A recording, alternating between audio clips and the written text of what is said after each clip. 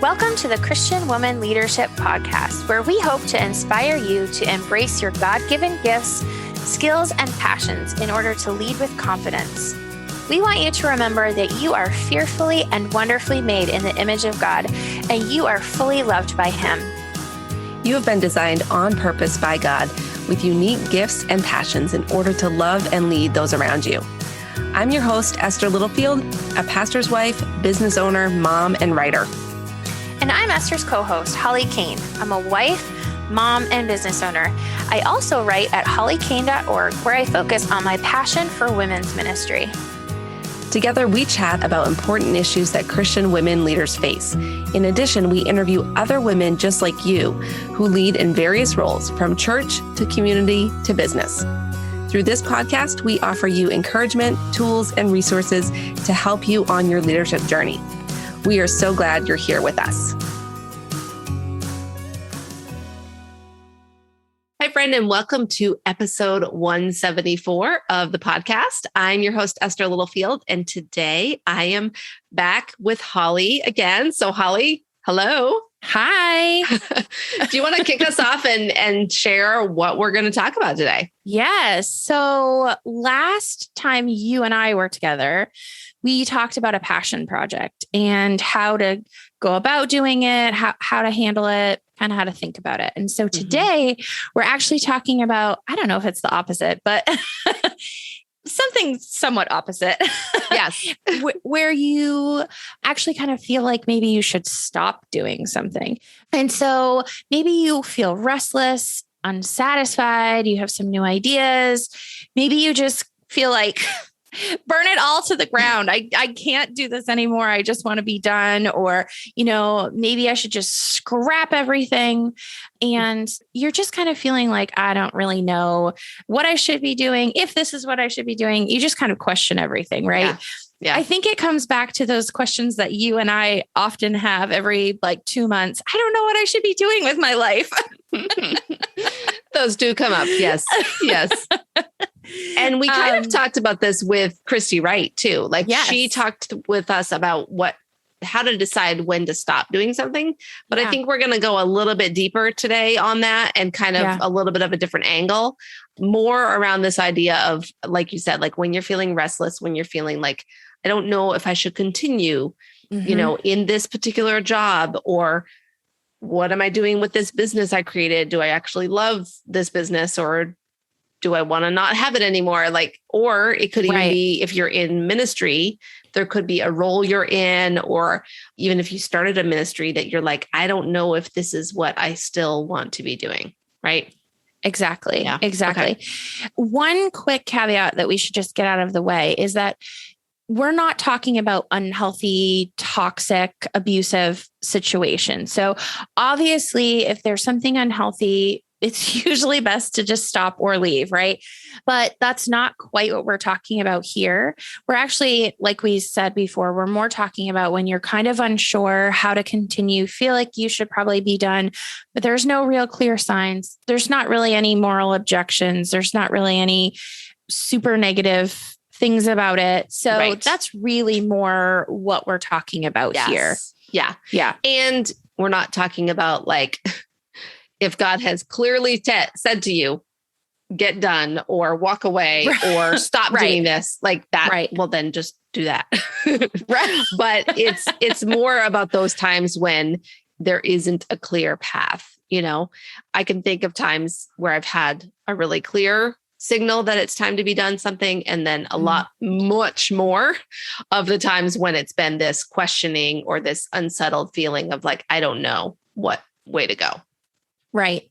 So do you have an example of a situation like this? You want to talk about those? I do. Sure. Okay. I'm going to share one example now and then maybe another example later.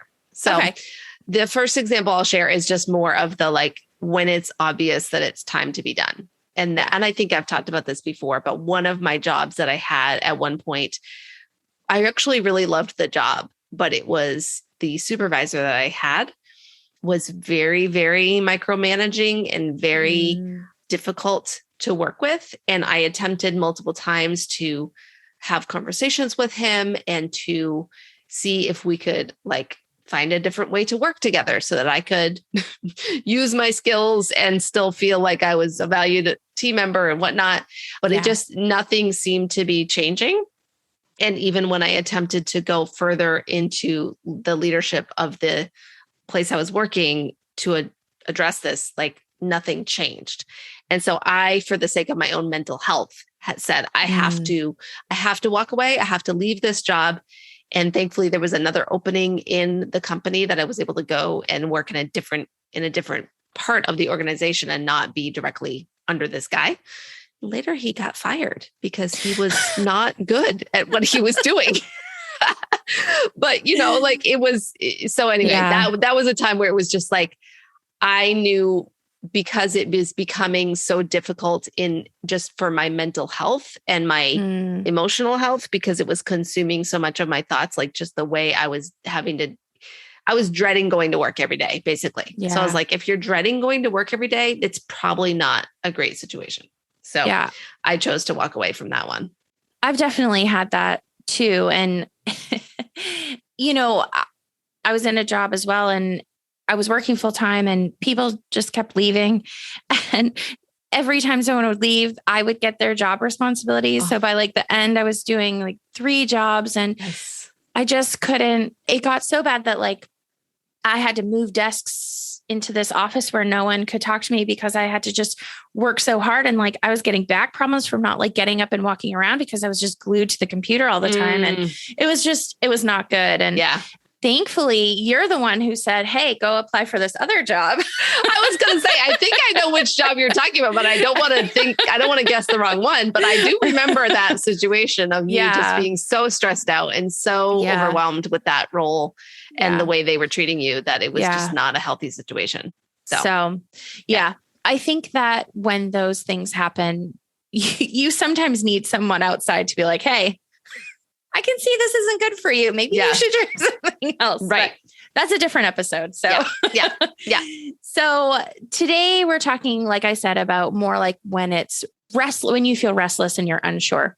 So as a leader, you don't really just quit, even though you might want to, but you also don't want to continue doing something that's no longer the right fit for you, or that God does not want you to continue. So today, like I said, we're going to talk about how do you discern whether it's time to stay or walk away. And this conversation, we're really just kind of walking through some ideas here. We've said this before, we're not the experts on this, but you know, we've had some life experience, and we've each had different times in our lives when we felt this way. And these are the things that have helped us. These are the things that we have thought through. So we're just going to chat about them. Yeah. Kind of free form. Exactly. Yes. And so don't get your hopes up. Yeah. Because we're not going to give you any like, here's the 4-step plan to deciding when you need to get done working in a role or running your business or whatever. It's more just like you said, like we're going to share our ideas and what maybe some of the things that we have found helpful when we've been in these situations. Yeah. So the first thing I kind of thought of was, why is it hard? I think that that's really the preliminary thing, identifying the actual issue. Yeah. And I know for me, and this is one of the things that I mentioned a little bit further down on our list, but for me, sometimes other things seep into other areas. So if I'm having a hard time with something else, oftentimes that can color how I feel about other things. And so sometimes you have these feelings and you really need to be identifying where the actual problem is. Like, let's say, for example, we're talking about feeling restless in business. Is it actually something outside of business that's causing you to feel this way? Or is it something within the business? Is it a specific piece that is causing the whole thing to feel uncertain or restless or negative when before you had a positive experience in your own business? So it's really important to identify what that is. And we've talked about different ways to process things. You process through writing, I process through speaking. Or talking to people that I trust. So this would be a great time to actually process this and do whatever it is that you need to do to process why it's hard and ask yourself those hard questions. So. And honestly, I think this is so key because it's easy to skip over because it's hard. Because if you have to ask yourself that question, well, why? Why am I struggling with this? Or why am I unhappy in my work role? Or why am I feeling unsettled about my ministry situation or whatever it might be? And that often opens up a can of worms of like, yeah, like what we've said before, when you start to reflect and process. And I think this was on a solo episode that I did, which I'm trying to remember which one it was. But, sometimes you end up discovering, oh, this is like an issue of like a past hurt or a past situation that's tainting my view of the current situation. And that's why I'm feeling XYZ about this. But when you do that, that really helps you to figure out your next steps because you will have much more clarity on why you're feeling that way.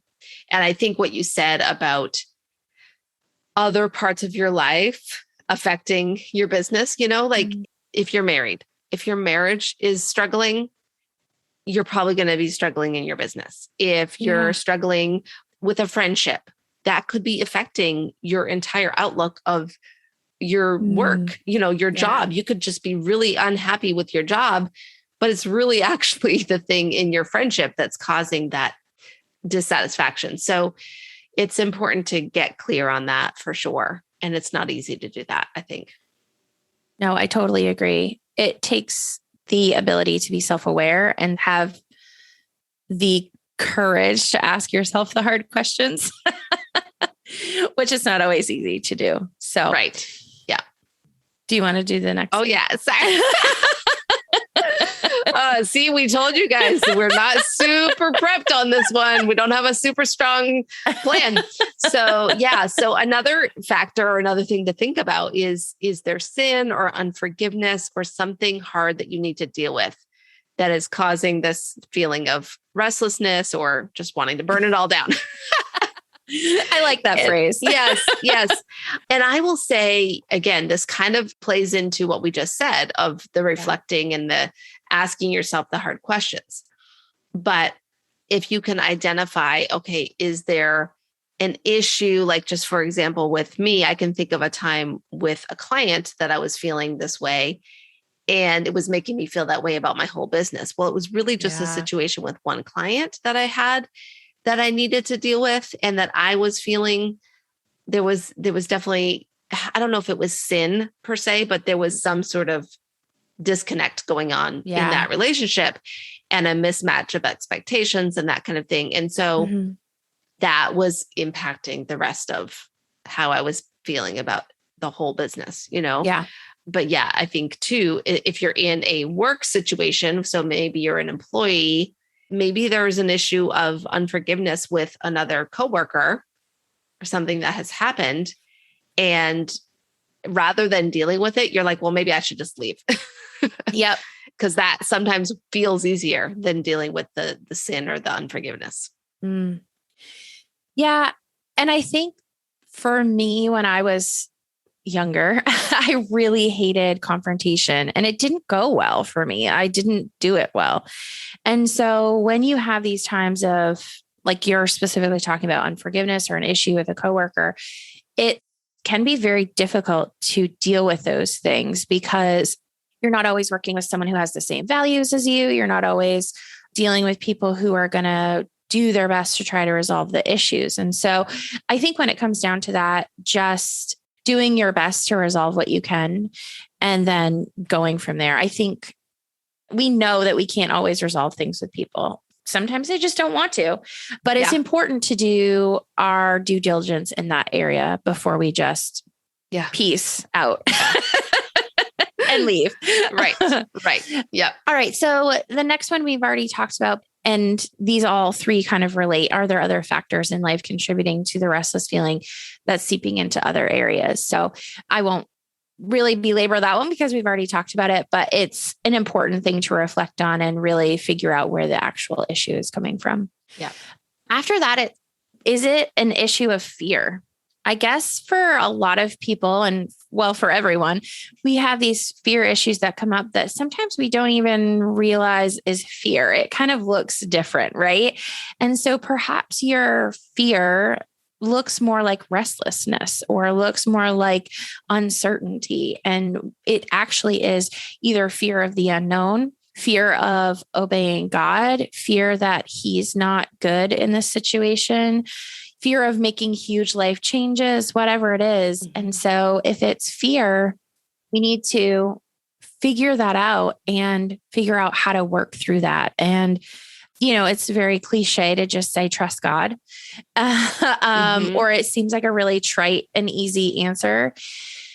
But I think that honestly, that's really where we need to start to overcome this fear. Who is God's character in this? And is he good all the time? Is he calling me to do something different? And I'm just afraid to obey. So do you have any thoughts on that? Yeah. I think sometimes it can be fear, like you said, fear of the unknown, fear of the uncertainty. Sometimes it can be fear of what other people are going to think. Yeah, definitely. So, we just had our episode with Shannon Popkin, which, can I just say, if you haven't listened to that episode, like pause this episode and go listen to that one or listen right after. It is so good. And she talked about comparison. And this is kind of part of that is if you're allowing your decision about whether to stop doing something be based on what you think other people are going to think about you, then that is kind of a factor of comparison. And it's also, it's an issue of pride too. It's an issue of being more concerned about, it's like the fear of man versus the fear of God, right? It's putting what other people think above what God is wanting from you. Yeah. And I will say, and this is where I'll pull in my other example that I was going to share, is that another time that wasn't clear to me about what to do was when I was deciding, I had started my business, I was homeschooling my daughter, and I was also on staff at our church, part-time, very part-time, but still it was a certain amount of time that I was putting in at the church on staff. And I really was struggling with whether to continue in that role. And I had to work through a lot of this stuff. But part of my decision was I was worried about what other people were going to think if I got done. And that's really not a good way to make a decision. But that was part of what I was feeling was I didn't want to impact the church negatively. And I didn't want to impact the pastor negatively. I didn't want to have a bad result from my decision to step away or walk away. And so, that's something to consider. Like, am I basing this decision on fear? And if so, what kind of fear is it? So, yeah, I think that's another hard area to reflect on. We're just making everything easy today. Yeah. Okay. So the next thing is to think about seeking wise counsel. This is huge because there are times when we will just get in our own head and we cannot, it's like you're in a paper bag and you can't find your way out, right? It's so hard. That's how I am. I can totally help other people get clarity about which way to go. And I can help them see, but in my own stuff, I cannot. I have to get help. So for me, in that time when I was in that season, I worked with a life coach. I had this life coach along with talking to my husband, praying, seeking God, doing some of these other things, but working with that life coach. And it wasn't even so much that she was giving me counsel per se, but she was helping me kind of think through these decisions. But then I think also there's times when we can just turn to a trusted mentor or a trusted friend. You and I do that quite often with each other. Like, I don't know what to do about this. Can you tell me if I'm crazy or tell me if I'm on track? And or, seeking out wisdom from a pastor or from a leader that you follow that you think could help you with a decision. I can think of another conversation we've had on the podcast with Jenny Randall about her whole check yourself before you wreck yourself list. And, she has that in her book. And this is one of the points, is like seeking out the counsel of other leaders. And I think that's a super key factor. Yeah. If you're in a situation that isn't abundantly clear and God hasn't led you super strongly in one direction or another. Yeah. I love that idea. And I think that when you were talking about it, just reminded me of the times that I've gotten really good, wise counsel from people. And I think oftentimes we think that it's advice. You should do this. But I think in the best times that I've had wise counsel, it's people asking really good questions that I didn't think of, or that is another step back, if you will. And I actually have an example of this. When we were in Maine and we were at church with Esther, I was saying yes to everything. I was volunteering in every area. And I felt like maybe not every area, but a lot of areas. And I just had this time where I felt like I've got to take something off my plate. I don't know what to do. My passion is not in this one specific area. And I was talking to our friend Sandy that we've had on the podcast. And I was like, I can't let this go. It's not fair. There's not enough people. I really should be helping for all these reasons. And she just asked me really good questions. Like, are you the main leader there? Like, you know what I mean? Or is there someone else who's responsible for this that can figure it out? Like, what else are you doing? What else does your family situation look like? Do you think that the whole church is going to fall apart if you stop volunteering in this one area when you have all these other areas? And so she kind of listed out all the other things that we were doing. She kind of listed out all the other things that I had going on in my life. And I was like, oh, yeah, I can say no. I'm not letting down God or the church by figuring out what fits on my plate and what doesn't. And it was a really difficult decision. I know it's similar to what you were talking about, but I do think that as multi-passionate women, we forget that our plate size is only so big and we're trying to pile as many things on as we can. Yeah. And we have to go through a lot of thinking and processing to actually take something off. And so getting that wise counsel, just asking me those questions was so, so helpful. So yeah, exactly. So the other thing to think about is this a season? We talked about the idea of seasons with Christy Wright in her episode. We did talk about it in this past one, but I think in the other one too. The first ones that she was on. Yeah. Which we'll link up these episodes that we're mentioning. We'll try to link those up in the show notes in case you want to go back and listen to some of these, because they're all helpful in this topic. So I think this idea of seasons is important to think about, because oftentimes we can feel as though we have, in the same vein as that passion project or our calling or our purpose, we feel like perhaps God has called us into something, but it's just not the season to be able to do it. And that can really lead to restlessness.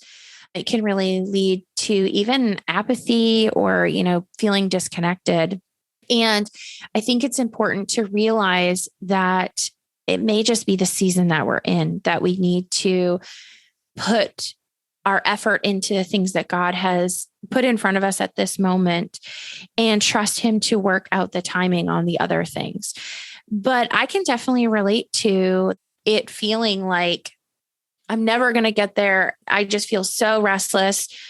I can't do what I want to do. I have to do all these other things. And it can feel really deflating and upsetting to have to just keep being consistent in areas that are not fulfilling.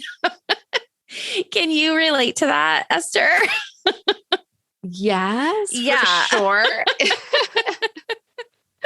Yeah. Right. I think for me specifically, we had a lot of these conversations when I was starting my business, my love for women's ministry and how I was actually going to do that. But I had to start this business. And even though I enjoyed the business, what I really wanted to do was this other thing. But there's not a whole lot of jobs out there for women's ministry leaders. And so we had this conversation a lot, like, you got to make money for your family. You got to help bring in the bacon. Like, you can't just go off and do whatever you want. But it did cause a lot of restlessness for a while and trying to figure out where I fit and how I can actually do the things I feel like God has called me to do while still being able to fulfill the commitments I need to for my family. Yeah, right. Okay, so the next thing to think about is, we've already kind of implied this, but is God calling you to make a change? And again, sometimes this isn't cut and dry. Like this isn't a clear, okay, I had a dream last night. He told me to quit my job and go start this ministry. Or, all right, now I have this new vision for my business and I'm taking it in this whole new direction and that's it. A lot of times it's like, oh, there's like this weird feeling that I'm having that God is leading me in a way, but it doesn't really make sense. And I'm not really sure if it's him. And, it's a lot of times it's much more like that.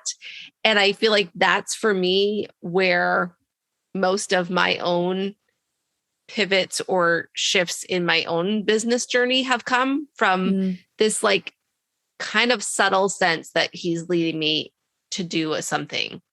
And, there's even a couple things right now that I have been wrestling through that he's been leading me in, but it hasn't been like an overnight decision and it hasn't been a super clear decision in, okay, this is the right way to go. Yeah. And so I think sometimes when God is calling you to make a change, it could be he's also asking you, what do you want? Yeah. And that's a weird thing to think about because we're so used to saying, God, what do you want me to do? But I think sometimes he's saying to us, what do you want to do? Yeah. And then asking us to trust him that if we do that thing, he's going to provide, kind of what you were referring to earlier. Like if I step out towards what I would like to do and what I'm sensing that maybe you're calling me to, am I trusting that you're going to actually show up and provide for that? I don't know if any of that made sense, but it did. I guess I just kind of think about, and I've said this before, it's not often that we get sort of Noah type instructions. Yeah.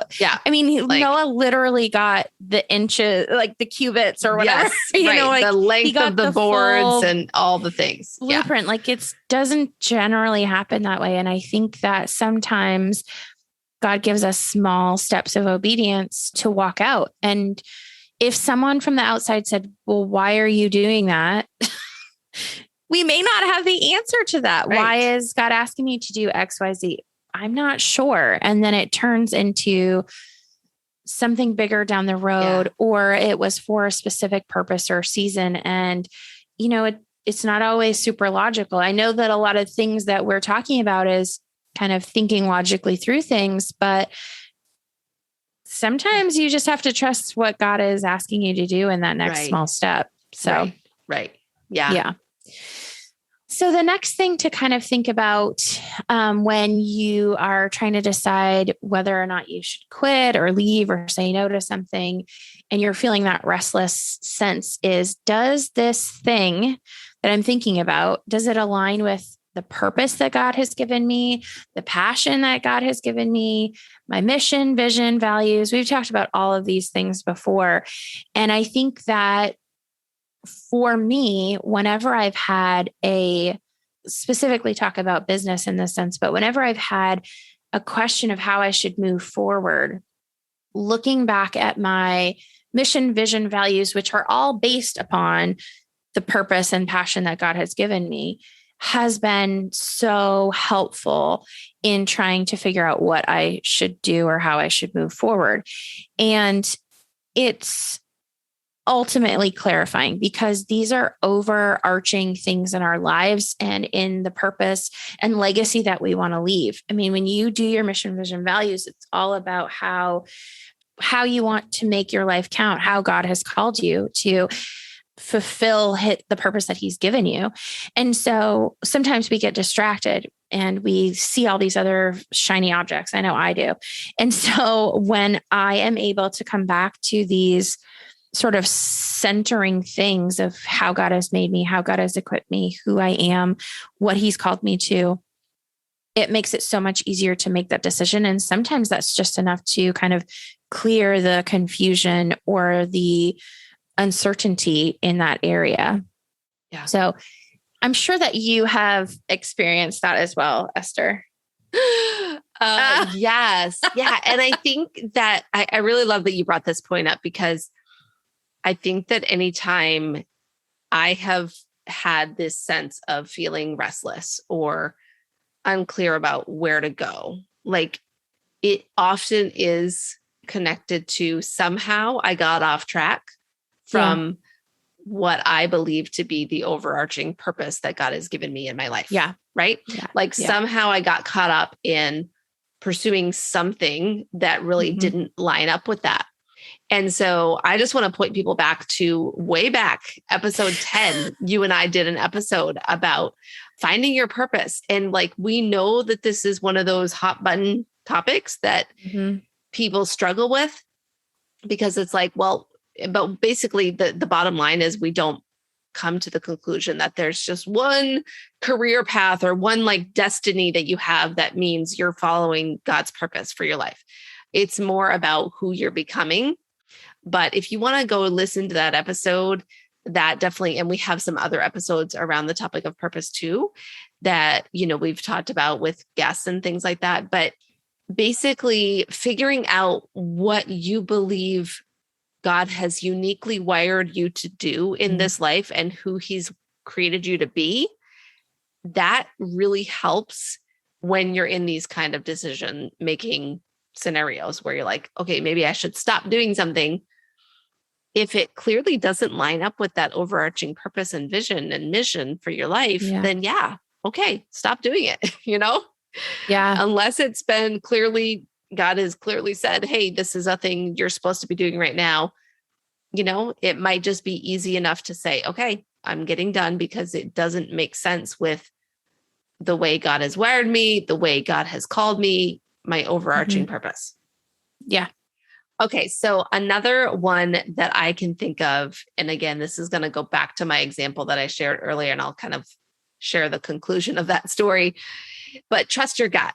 This is one of those terms and phrases that feels sometimes weird to talk about as a Christian, but I do believe God has given us sometimes just intuition or the Holy Spirit's guidance, however you want to define this. Sometimes you just know, like, you know, deep inside what you're supposed to do. Yep. But you just don't want to admit it, right? You just don't want to say it. You're calling us out. Actually want to go and do it. And that was the situation when I was deciding if I should get done at the church. I kind of knew deep down inside that I needed to get done and that I needed to step back, because there was just like literally, there was not enough of me to go around. And I was in the boat of, you know, I had my daughter and homeschooling her was a priority. And then earning an income at that time in my family was also a priority. So as much as I wanted to do the church stuff, and yes, I was technically on staff and getting, you know, a paycheck, it was definitely not, it was a very small amount and it wasn't going to meet the needs that we had at that time. And so, but even just without all of those like logistical, like practical things, right? I just had this gut sense that this was not the right thing for me to be doing at that time. But I didn't want to acknowledge that, you know? Yeah. And so, I think that sometimes God is giving you the answer and you might not want to be recognizing it. And that's why, you know, all these other things that we've talked about are helpful to process and to think about. But sometimes you might just want to stop and say, what do I really sense I should do? Like, what should I do? Because my tendency is to look to everyone else around me and to try to get as much input and as much feedback and as much guidance from other people. Like, that's my tendency. But I think sometimes God's like, hey, just trust me, trust that I'm giving you the answer and just do it, you know? And again, it's trust, because a lot of times it's not a handwriting on the wall situation where it's like, oh, well, clearly he told me on the wall, quit your job. Or, you know, there is trust there because there's a sense of, well, I'm not 100% sure that this is the direction, but I believe and I have this gut feeling that this is what I should do. So right. Yeah. That's my last like little step that I have had to take. And I've had to do that recently too, in other situations. And the conclusion of my story, I mean, I've shared about it before on the podcast, but in case you're new around here and you haven't heard, obviously I did get done at the church at that time. But again, it wasn't an easy thing. And it was a process for me to make that decision. But clearly looking back, it was the right decision for our family at that time. So that's what I had to do. So sometimes those decisions are the hardest to make, especially, I mean, even though we've talked about all these different things to think about, sometimes you do just have to come down to your gut or whatever the Holy Spirit is telling you. And sometimes that's hard for other people to understand. Yes. When you just have to say like, look, it may not look logical to you. It may not make sense to you, but this is what I have to do. Right. So, And ultimately you have to not care what everybody else thinks. Yeah. Like ultimately it has to be between you and God. And then if you are married and if you have a family, between you and those people that are closest to you, but not everybody else outside of that, Yeah, exactly. So this is the last one. And this is a question that Sandy has asked me multiple times. So I'm going to ask it to you guys, something to kind of ask yourself as you're dealing with this restlessness is, who does God want to be for you in this situation? And what is the aspect of his character that you can rely on right now? And anytime I ask those questions of myself or Sandy asks those questions of me, I'm always like, oh man, I don't know that it's necessarily, it can be convicting if we're not really looking to God for these answers or these solutions, but it really makes me take a pause and think about who is God in this situation and how can I rely on him? And how was I not believing him in this situation? Or where did I lose sight of his character that caused me to get to this place? And so I think that that's a really important question to ask yourself and to examine, because God always wants to show up for us and he's always there for us, even in the situations that are not obviously a hard familial situation or, a specific diagnosis or a relationship issue. Sometimes these things feel a little bit more nebulous and not quite so definable. And he wants to show up in those areas too. And he's still good in those areas too. And he's still faithful and he's still wanting to come into those situations and show you himself. And so I guess that's the last one that I would want to leave you with is, who does God want to be for you in this situation? And what aspect of his character can you rely on right now? That's a good way to wrap up that part of the combo for sure. Yeah. All right. So let's talk about if you come to the conclusion that you're going to walk away. You're not going to stay in whatever situation we're talking about here. And again, just as a reminder, we're not talking about unhealthy or toxic or clearly bad things that you should leave. We're talking about these kind of questionable things. But if you decide, okay, I'm going to walk away, let's talk about maybe just a couple thoughts on how to do so. Yeah. So one of the things that we think you should not do is don't burn it all to the ground. And I have to say that to myself because I love just scrapping stuff and starting over, chucking it out and beginning again. Like, think about how you can actually transition rather than fully jumping onto something. Yeah. And sometimes there's a period of, I know for me, once I've made the decision, sometimes I have to sit with it for a minute and process it. And I can't necessarily take action on it. I have to kind of think through the process a little bit. So give yourself that second or two to pause before you just light the match and torch it all. Like, don't burn it all to the ground. A lot of times, especially in business, you've made so much headway in a certain area. And the thing that feels like a huge transition or a huge pivot, I guess, may not actually be that huge. And you can actually take incremental steps to get yourself there. Yeah. Honestly, sometimes these things feel much bigger to us than they do to other people. Yeah. It's often not, hey, I was a real estate broker and now I'm going to go, be a dog walker. Like oftentimes it's not something that huge, right? You usually kind of pivot within our industry, pivot within what we're kind of already doing. And it feels huge to us. Yeah. But it's really just more of a pivot or a transition that we can make rather than scrapping it all and starting over again. Yeah. So, yeah. And with that, and again, this kind of applies primarily to if you are a business owner yourself and you have your own business. One of the ways you can do that, transitioning rather than scrapping everything, is to just change what you're talking about on the front side of your business. So the marketing side, like when I was doing podcast management and I decided to transition to doing more strategy sessions and coaching and consulting, I stopped talking about and focusing on podcast management as a service. And I started talking about what I wanted to really be doing, which was, doing more coaching and serving Christian business owners.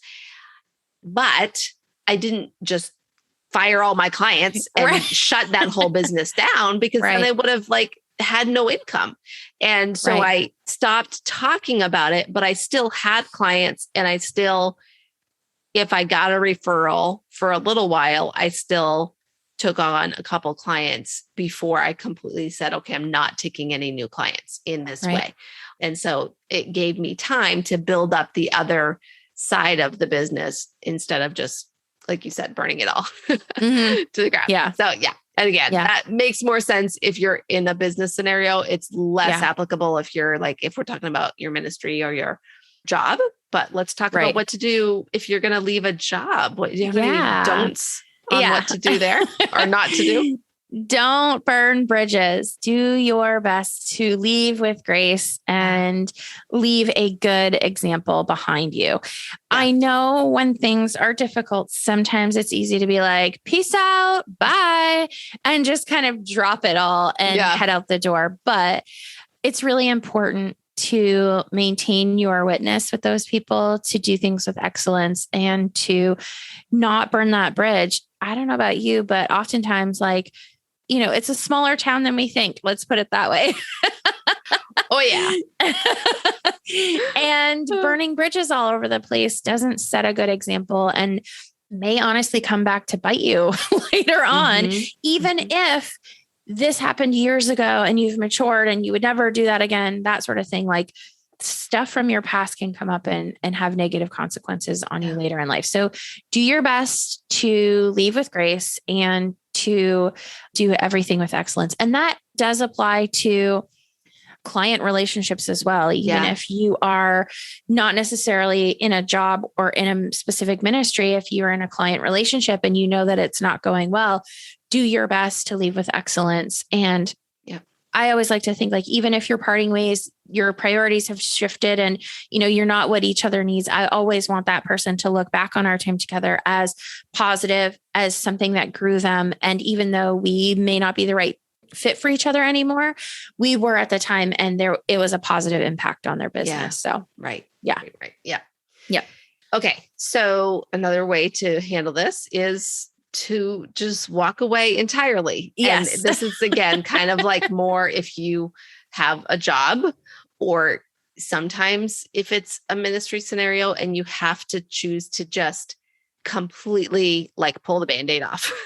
Yeah. And so again, for me, when I was leaving the staff role, I couldn't do it halfway. I couldn't be oh, I'm just going to stay on it. I'm just going to volunteer a couple hours a week, because it was too messy. It was too much of it wouldn't have worked, I guess is what I'm saying. So sometimes you do have to have that hard break of stepping away. Again, still doing so with grace and, not leaving things in shambles if you're stepping away from a job, if at all possible. But sometimes you have to just completely have that hard break of, okay, I was working here and now I'm no longer working here, or I was leading this team and I'm no longer leading the team. It's really hard. even in volunteer situations, if you were leading a team and they're like, oh, I'll keep leading sort of for a while, and this other person will kind of be taking over gradually, like that usually doesn't work out very well. Yeah. It's better to be like, okay, I'm done. This new person is in charge. Now you're going to listen to them. So, yeah, honestly, it's easier, like you said, for other people. Yeah. That need to move on, I guess, if you will. So yeah. And the other thing that I want to add to that is to set a deadline. Yeah. So if you're going to transition out of a job, let's say, it is very easy, especially if the job wants you there, to say, oh, I'm going to get done in a month. Let's just say you give them a month. Yeah. And they're like, oh, could you stay 2 months? Because we really need you for 2 months. But if you've made that decision and you have to be done in a month, then you can say, I'm going to be done in a month. Like, I guess I see a lot of times women that are caring and giving and open-hearted, and they want to help, and they're servants, and they end up just staying in a situation that they've already decided to leave. Yeah. Because they don't set a hard boundary on, this is when I'm done. Yeah. So, yeah. And I think that actually really relates to this thing that I heard recently. I heard someone say, no is a complete sentence. And so sometimes that's really, truly what we have to just say. We've given our reasons, we've done our due diligence, we've made our decision, we've gone through and put the thought and the care into the decision. And then sometimes other people just don't want to accept it. And in those situations, no is a complete sentence. And I know that a lot of women particularly like to go through this whole thought process with people. They need to justify their decision-making. And we're not talking about like your very tight-knit community. We're talking about people on the outside who are judging the situation, who are saying, well, you should really do this or you should do that. In those cases, no is a complete sentence. And it's okay to remember that we don't have to give everybody all of the reasons. Yes. Yeah. I think that there is a certain level of those right people, like your spouse or your mentor or your accountability person, asking you, well, why? Why? Yeah, Why? Right. And there's a certain level of healthiness there where you don't want to necessarily shut down, but do want to be vulnerable. But when it's someone outside, no. Don't forget that. So yes. Yeah. That's good. Okay. So hopefully in this conversation, like Holly and I said at the beginning, like we weren't coming here today to give you a really clear-cut answer to whether or not you should stay or walk away, but just some things to consider and to think about and to process through. So hopefully it's been helpful for you if you're in a situation where maybe that is something that you're questioning. I think that if I could just like sum up the conversation, is to not make kind of a knee-jerk reaction sort of decision. Yeah. But also not to drag something out way beyond what is healthy for you, Yeah. So that's a very, I don't know if that's super helpful, but that's kind of like my tendency is to drag it out, stay too long. And other people sometimes might just be like, oh, I'm just going to make like this emotional rash decision because I'm feeling annoyed with this one thing today. Yeah, that's me. I didn't want to say it. You know me well enough. But I've never seen you do that. I've never actually seen you just like quit something because you're. Well, no, you're probably right. But usually by the time I actually quit something, I've quit it in my head 100 times. Right. So. Yeah. Or I wake up someday, like random days, and just like, nope, I'm not doing this today. I'm done. Yeah. So, and I wish I would stop thinking of more things, but one more thing I would say is like, sometimes you need to actually take time away from the situation. Yes. Like maybe that's a good one. Yeah.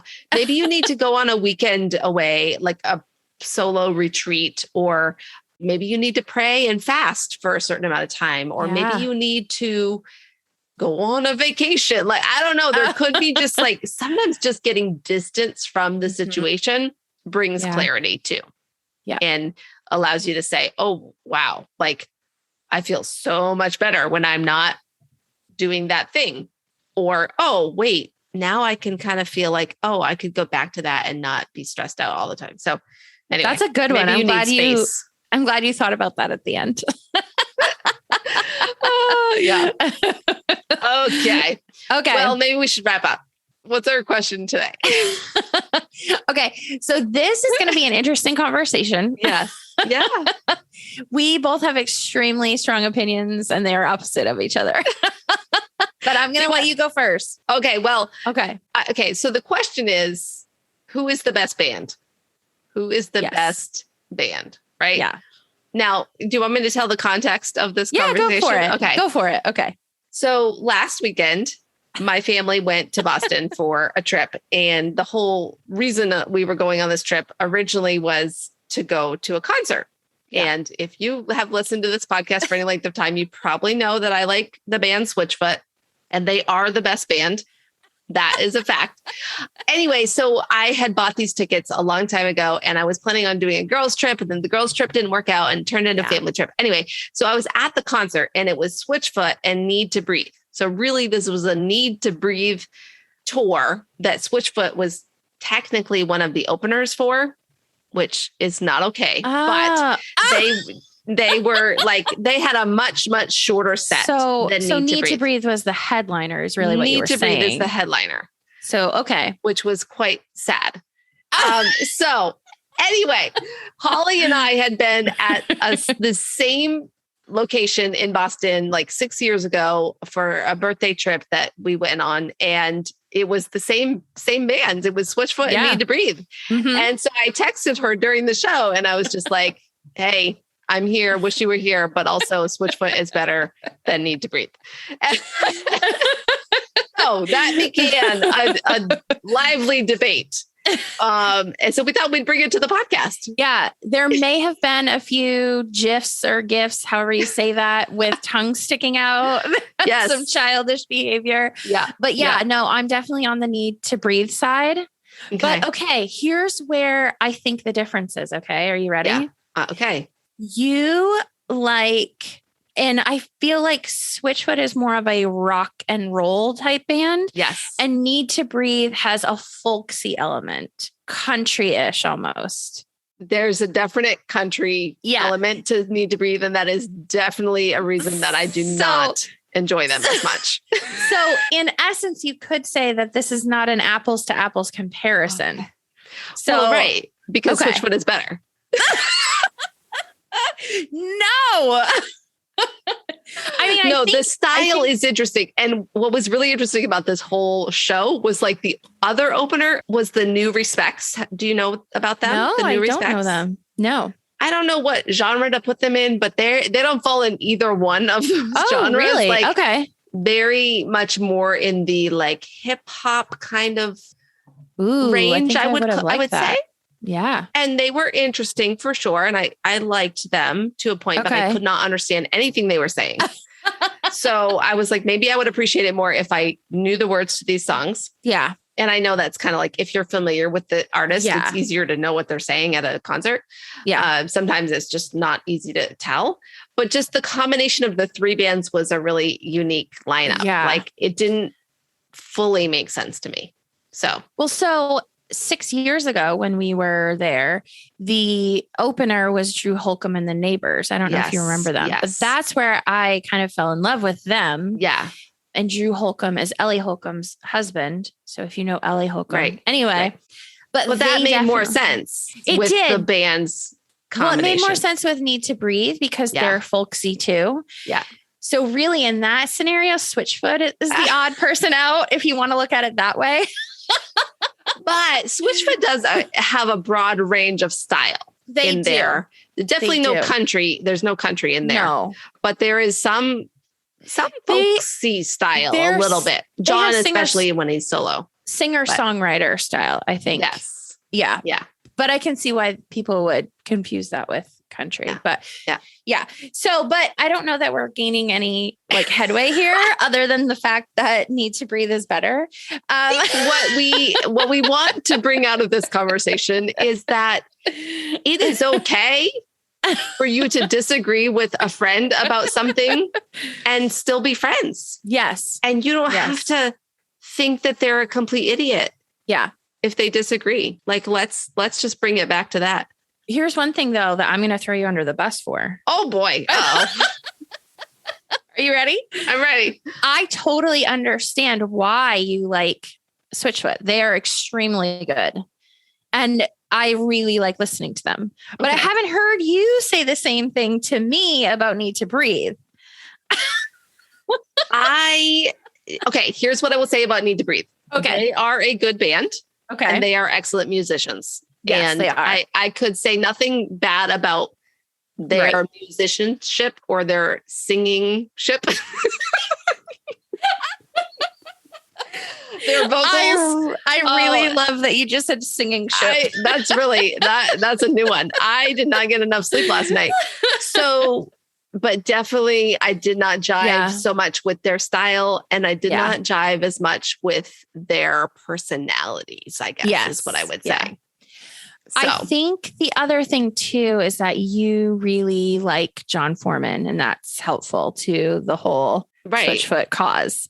Well, I think that he is an incredible songwriter and singer, but also just an incredible human being. Like, I think his approach to life and his humility really stands out in the industry of music is what I'm saying. Yes. Because you don't always see that from musicians. Yeah. Once they have a certain amount of notoriety. There is something that we do agree upon though. Okay. Yes. You know what that is. Yes. Yeah. And that is, and I'll be careful how I say it, but that DC Talk is one of the best bands of all time. Right. I didn't say the best band of all time. I mean, if you had asked me 15 years ago, that would have been for sure. Definitely. But since they betrayed us all by telling us they were on a break, we were on a break.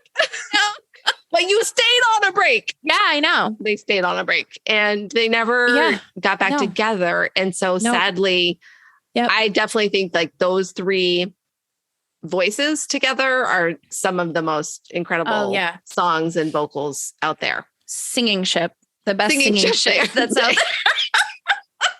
And if you were alive in the 90s, which I know some of our listeners, it's hard to believe, but some of our listeners might not have actually been alive in the 90s. No, don't say that out loud.